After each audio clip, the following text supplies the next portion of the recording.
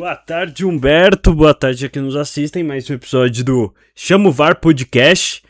Vamos falar da situação primeira do São Paulo. E o que você achou do jogo do Palmeiras e São Paulo, Humberto? Bom, boa tarde a todos. Boa tarde, Lucas. Mais uma edição do nosso podcast.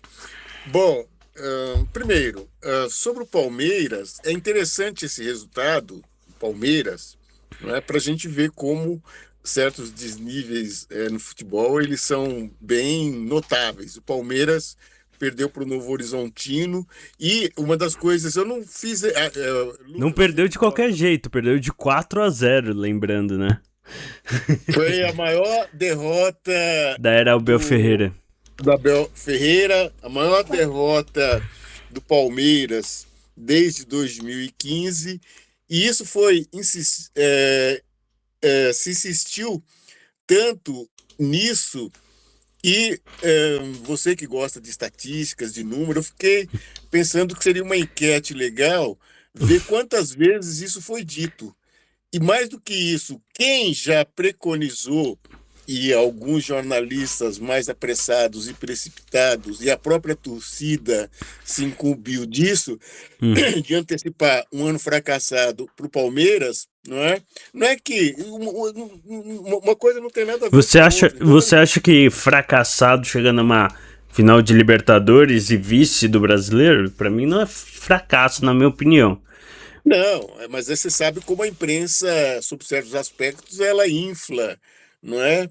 E aí, então, a derrota para o Novo Horizontino, eu nem vou ficar citando nomes, mas, para não ficar repetitivo aqui, mas eu li, por exemplo, que era o fim de uma era.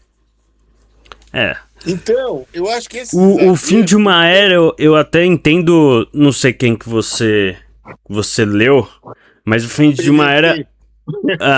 fim de uma era porque os palmeirenses, amigos meus, estão falando fora Abel, não aguento mais o Abel Ferreira. Meu pai que falou também, eu acho que já acabou o Abel Ferreira no Palmeiras. Eu acho que o fim de uma era é sobre isso. Sobre os palmeirenses não aguentar mais o Abel Ferreira comandando o Palmeiras, né? Quando, por exemplo... A Leila Pereira, quando venceu do São Paulo, falou assim: e aí, palmeirenses, vocês estão como? Tipo, aí os palmeirenses nos comentários falaram assim: palmeirense não tem memória curta, perdeu de 4-0 do Novo Horizontino. E esse São Paulo não é o São Paulo que era anteriormente. Entendeu? Na época de Raí, não é esse São Paulo. O São Paulo tá uma posição abaixo do Z2, né? Que o Paulistão dois rebaixados. Então, e também o São Paulo tá devendo 2 meses, não é de salário, né? O presidente falou que era direito de imagem, mas o direito de imagem representa a maior parte do salário do jogador. Então o Palmeiras venceu um São Paulo que já está detonado, sofreu impeachment e vai ser um dos piores anos da instituição São Paulo Futebol Clube. Bom, São Paulo é um caso à parte. Eu acho que agora está escancarada uma situação em relação ao São Paulo, que São Paulo vem vindo mal há muito tempo, não é? Para o tamanho, o peso da camisa, tudo isso, e a importância do São Paulo, os últimos anos são tenebrosos. E agora acho que a coisa escancarou de uma maneira que aí sim, eu lembro no último podcast, acho que eu falei alguma coisa, não é, sobre... exagero quando antes de começar uma temporada você já preconiza que o time vai cair. O que eu acho legal nesse momento de São Paulo é não mandar embora o Crespo, não demitir o Crespo. Putz, eu acho o contrário, hein? O Crespo tá muito mal no São Paulo, mas o Crespo não é o maior problema do São Paulo. O maior problema do São Paulo é a diretoria e E também os salários atrasados dos jogadores, a rescisão do Oscar, entendeu? O Oscar quer 20 milhões de reais. Então, a maior preocupação do São Paulo é essas dívidas. Mas o que também o Muricy Ramalho saiu também, né? E agora vai ser o Rafinha, o diretor de futebol do clube. Você acha que esse momento de aposta... Eu acho que esse momento não é de aposta pro São Paulo. Rafinha, claro, ele, ganhou Bundesliga, é ídolo no Bayern de Munique, ganhou o Paulistão com São Paulo. Então, eu acho que não é momento mais de aposta. Tem que ser um momento certeiro do São Paulo. Senão, São Paulo vai cair no Paulista e no Brasileiro. Bom, agora eu não vejo, assim, se você pensar a coisa no momento, eu não vejo nem longínquamente um cenário positivo para o São Paulo. O que vai acontecer, aí a gente só vendo as coisas, mas o que se prenuncia é um ano terrível. Então, bom, e aí a gente tem, mas é curioso, Lucas, a gente vê outras equipes. O Rafinha é gerente esportivo, né? Diretor de futebol, mas enfim. Gerente esportivo? Então, mas a gente vê outras equipes, a gente pensar, por exemplo, no futebol paulista, o Palmeiras, o Corinthians, mesmo o Santos, não é? No Campeonato Brasileiro, quando caíram, você tinha toda um ambiente, vamos assim dizer, o Corinthians principalmente, quando caiu, favorável de tal modo que praticamente se tinha certeza que o Corinthians ia jogar só uma temporada na Série B. A questão do time de São Paulo é um pouco parecida, na minha opinião, com a do Vasco. São Paulo pode acabar virando um Vasco, quer dizer... Eu acho até pior. Em termos internos, hoje está pior. Eu acho que o São Paulo não tem tipo, estão comparando as dívidas com o São Paulo e as dívidas do Corinthians, né? Só que eu acho que o São Paulo não tem uma torcida igual do Corinthians para levantar o clube. Eu acho que se cair vai ser muito difícil levantar, entendeu? Sim, então é isso que eu tô querendo dizer. É um time que quer dizer, mas uma outra coisa, com o afunilamento do futebol, né, em âmbito mundial, isso já é uma verdade já há alguns anos, mas isso começa a acontecer agora no futebol brasileiro. Você vai ter 3, 4 equipes dominando o cenário. Você vê, ontem, vendo o jogo Fla-Flu, não é? Nos últimos 5 anos, Flamengo e Fluminense decidiram o Campeonato Carioca, só os dois. Então, quer dizer, então o Botafogo e o Vasco estão ali, mas não é? Então, esse afunilamento é uma realidade dos últimos 10 anos. Nesse afunilamento é que eu acho que é o grande problema do São Paulo, porque o retorno, quer dizer, quando o Corinthians retornou, quando caiu, o Palmeiras também, você tinha um outro cenário mais fluido. Hoje me parece que isso já não é mais uma coisa assim, tanto que o Vasco, por exemplo, não se recuperou, depois que caiu, não se recuperou mais. E teve que virar SAF para se recuperar. Só que a SAF que comprou do Vasco foi uma armadilha. O contra-exemplo aí é o Cruzeiro, que eu não imaginava, ou talvez até o Botafogo com o Textor e tal, que foi campeão brasileiro, da Libertadores. Então tem essas situações, mas o São Paulo eu não vejo esse horizonte, não. Então agora vamos falar de Corinthians, que fez a lição de casa e ganhou do Velo Clube de 1-0 nos acréscimos. Não sei se mas foi lição de casa, né, Humberto? Não tem como perder do Velo Clube, né? Sim, claro. E o time foi o time reserva, mas não jogou bem, né? O Vitinho que chutou, né? Não sei se ele cruzou ou chutou. O goleiro espalmou e o Alberto fez o gol. E tiraram o short do Alberto na comemoração, então ele ficou só de cueca. Mas foi lição de casa, né, Humberto? Eu acho que o Corinthians, nesse cenário todo de turbulência, o Corinthians também, né? Passou por turbulências terríveis no ano passado. Mas então, o Corinthians, eu vejo, não é? Principalmente o título da Copa do Brasil. Exato, como uma conquista, para além da conquista, acaba tendo uma ressonância muito grande na expectativa do Corinthians para esse ano. E quando eu falo de Sim, expectativa, é de uma expectativa intermediária, quer dizer, não é aquela de fazer as últimas campanhas no Campeonato Brasileiro brigando para não ser rebaixado. Então, sim. não acho que o Corinthians vai brigar por título, por exemplo, no Brasileiro. Mas Uhum. acho, por exemplo, que no Paulista seria bem interessante um bicampeonato do Corinthians. O Campeonato Paulista tem que pensar da seguinte maneira: o São Paulo está fora. O Santos, ele está capenga. Então, a Ah, verdade. eu acho que o Paulista vai ser. Eu acho que o Corinthians não vai lutar por causa do Libertadores, Supercopa do Brasil, etc. E Brasileirão, né? Pra não cair, porque o Dorival sempre gosta de focar nas Copas e deixar de lado os pontos corridos do Brasileirão. Uhum.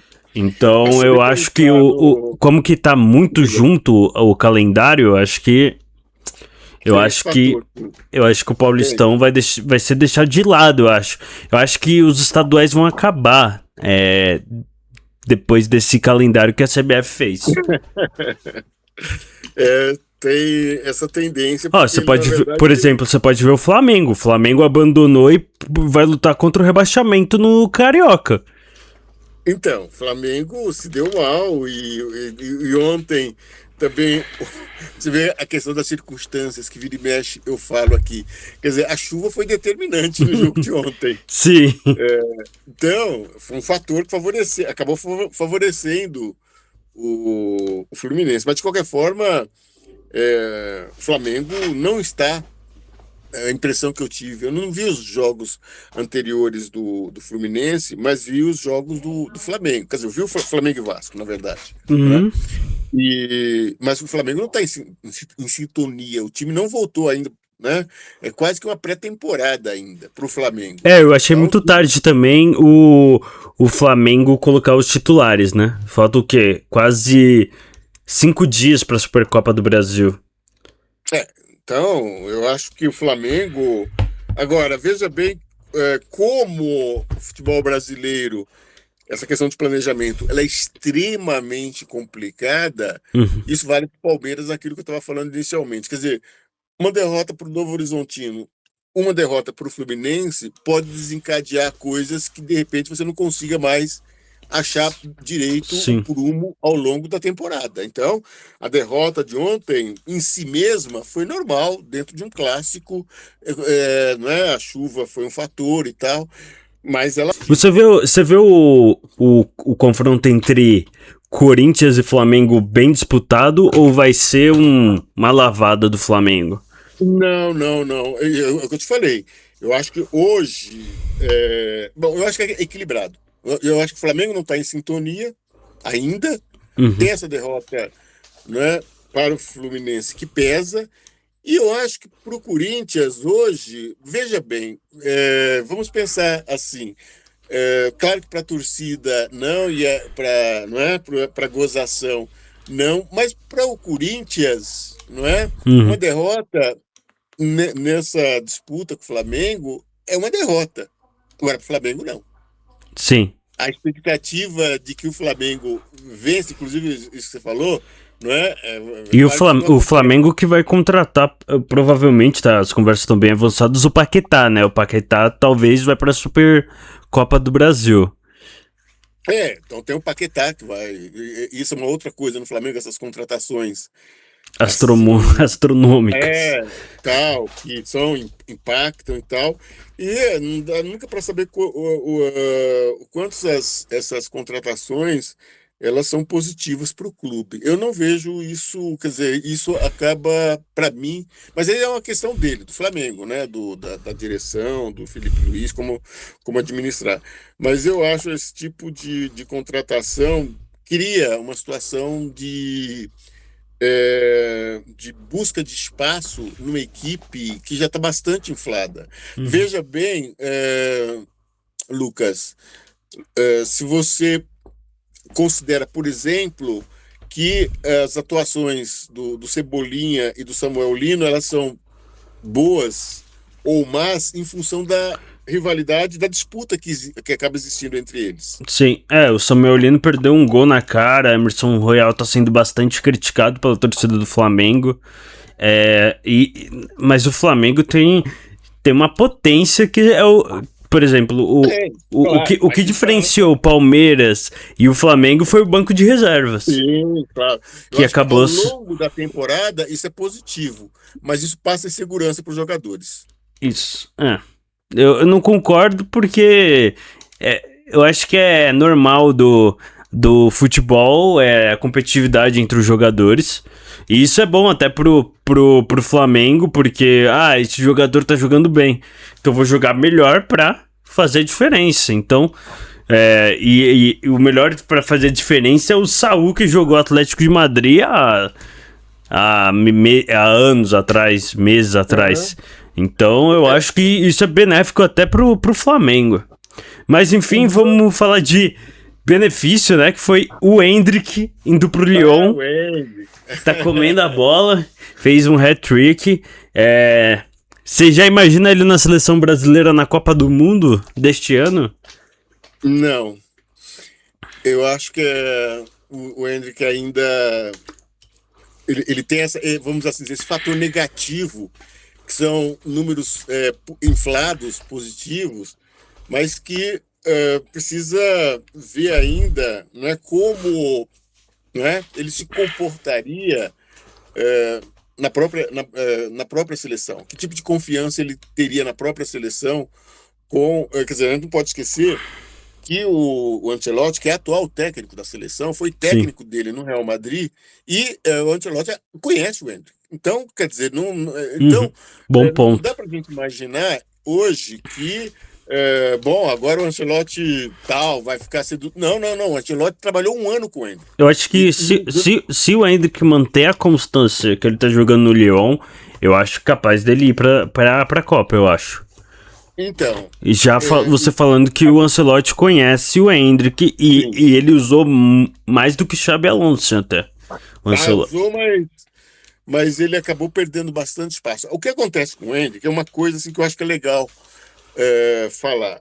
Ele é um jogador, ele é um centroavante, clássico, inclusive. E mais ainda, eu não vi ainda em nenhum lugar, mas acho que é interessante tocar nisso, até, não é, porque é o que me parece mais... lembra, em alguns momentos, não é, o Romário. Eu acho que não dá pra comparar o Romário com o Endrick, eu acho. Em nível técnico, eu acho que não dá pra comparar. Mas eu acho que o Endrick é um dos futuros centroavantes da seleção brasileira e da Europa, eu acho. Ele me lembra o Romário porque ele é um jogador baixo, forte, tem uma explosão grande num espaço pequeno de tempo.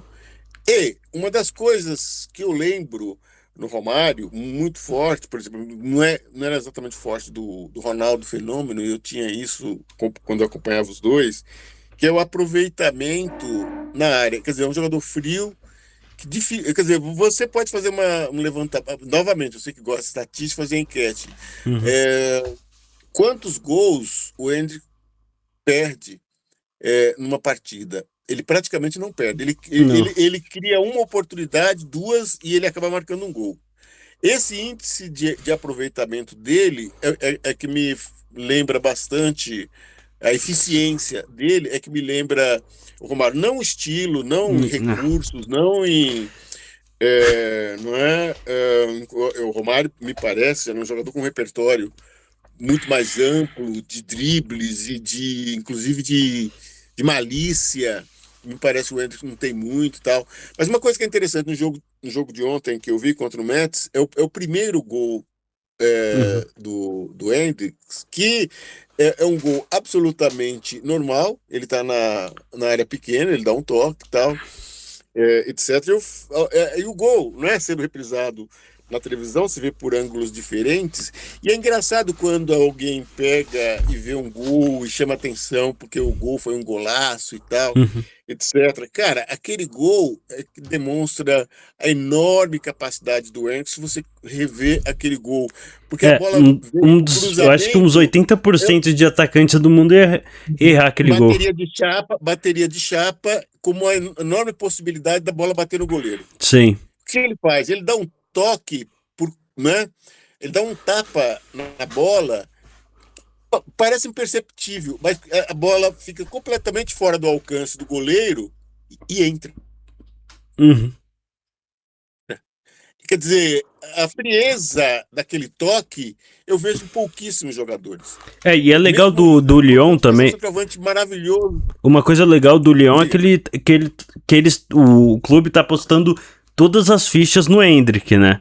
Tanto que ele joga sempre a bola para ele. Tá, a bola é jogada para ele. Aí um pênalti, ele vai lá, cobra, e foi o primeiro gol de pênalti da carreira do Endrick, porque ele não teve espaço pra bater numa partida, não em disputa de pênaltis, mas durante a partida. Então o Leão tá dando muita confiança no jogador, que ele tinha perdido no Real Madrid, e eu acho que foi um acerto do Leão contratar o Endrick, assim. E agora vamos para a parte mais esperada desse podcast, que é os palpites do Humberto. Vai voltar agora o brasileiro, o Campeonato Brasileiro. Uhum. Então, já que a gente estava falando de Corinthians e Bahia. Corinthians com time reserva, Humberto. Então, eu acho que nesse início de Campeonato Brasileiro, tudo pode acontecer. Mas, assim, eu acho que o Bahia, nessas circunstâncias, acaba sendo favorito. Acaba entrando mais forte nesse momento. Quer dizer, tá uma confusão muito grande de jogos e tal, etc. Mas nesse sentido, eu acho que o Bahia acaba sendo favorecido. Eu acho que, como o Corinthians vai como time reserva e não apresentou um bom futebol contra o Velo Clube, eu acho que o Bahia vai ganhar de 2-1. 2-0, eu acho. Vitória e Remo. Grande partida, hein? Vitória e Remo, aí é difícil. Essas equipes que despontam, o Remo, por exemplo, né, teria muita curiosidade para ver o Remo não começar o campeonato já dando todos os sinais de que entrou para cair. Mas o Vitória, né, acabou conseguindo se safar. Jogo para empate, pelo menos no primeiro momento, assim, eu torceria para um empate entre esses dois. E Atlético Mineiro e Palmeiras. Esse Bom é um jogo. jogão, hein? O Atlético, né, conseguiu uma vitória imponente, né? Em cima do Cruzeiro e tudo. Palmeiras. Pelas circunstâncias, eu vejo o Palmeiras como favorito, mas não seria surpresa se o Atlético aprontasse, não. Eu acho que um empate. É porque vai ser na casa do Atlético Mineiro, então eu acho que vai ser um empate. O Hulk também fez um golaço contra o Cruzeiro, né? Não, o Hulk fez um gol extraordinário. Um gol daqueles bem pra guardar na memória. Coritiba e Bragantino, eu acho que vai dar Bragantino. Bragantino que apresentou uma melhora aí no Campeonato Paulista, o brasileiro não tava decaindo. Internacional e Atlético Paranaense. Internacional, mas também essas duas equipes estão ali, né? O Atlético volta para o brasileiro e tal, mas, né? Pelo amor de Deus, o Atlético Paranaense chegou a vice-campeão da Libertadores 4 anos atrás. Você vê que situação está hoje, né? Mas o Inter também não está melhor, não. Então, eu acho que o Inter vai ganhar pelo que fez no Grenal. Eu acho que deu uma esse é um fator. Aumentou a autoestima deles, eu acho que vai ganhar. Psicologicamente, isso acaba pesando. Mas o Campeonato Brasileiro, o início é sempre ainda as equipes tentando engrenar alguma coisa. E aqui, Fluminense e Grêmio. Eu acho que Fluminense também. Eu acho que vai ser essa disputa vai ser o que vai determinar lá pra frente. Chapecoense e Santos. Chapecoense e Santos? Lá em Santa... eu acho que Santos. São Paulo e Flamengo. Flamengo com time reserva também. Com time reserva, eu acho. Você acha que o Flamengo entra com o time reserva? Eu Se acho o Flamengo entrar com o time reserva, as chances de São Paulo aumentam. Se o Flamengo jogar com um time misto, digamos que ele não joga com o time. Não, na verdade, o Flamengo pode ser um time misto. Eu acredito que seja time misto, eu acho. Eu acho que vai ser Flamengo. Infelizmente, São Paulo está numa draga. Para mim, seria uma surpresa enorme se o São Paulo. Pensando num time misto, claro. Uhum. Será uma surpresa enorme se o São Paulo ganhar do Flamengo. Mirassol e Vasco. Mirassol. Eu também acho Mirassol. E Botafogo e Cruzeiro. Bom jogo também. Mas eu acho que o Cruzeiro, apesar da derrota, é um time que está ainda. Derrota para o Atlético, né? Tá aí o Gerson, tá aí o Caio Jorge, quer dizer, é um time que ele mantém, né, uma base. Então, é uma aposta para continuidade do excelente trabalho do ano passado. E o Botafogo é oscilante, né? Eu acho que vai dar Botafogo porque o Tite não mostrou ainda porque veio pro Cruzeiro. Então é isso, Humberto. O podcast fica por aqui. Muito obrigado e muito obrigado você, telespectador. Se inscreva no canal, deixa o seu joinha e comenta aqui o que você acha das opiniões dos nossos palpites.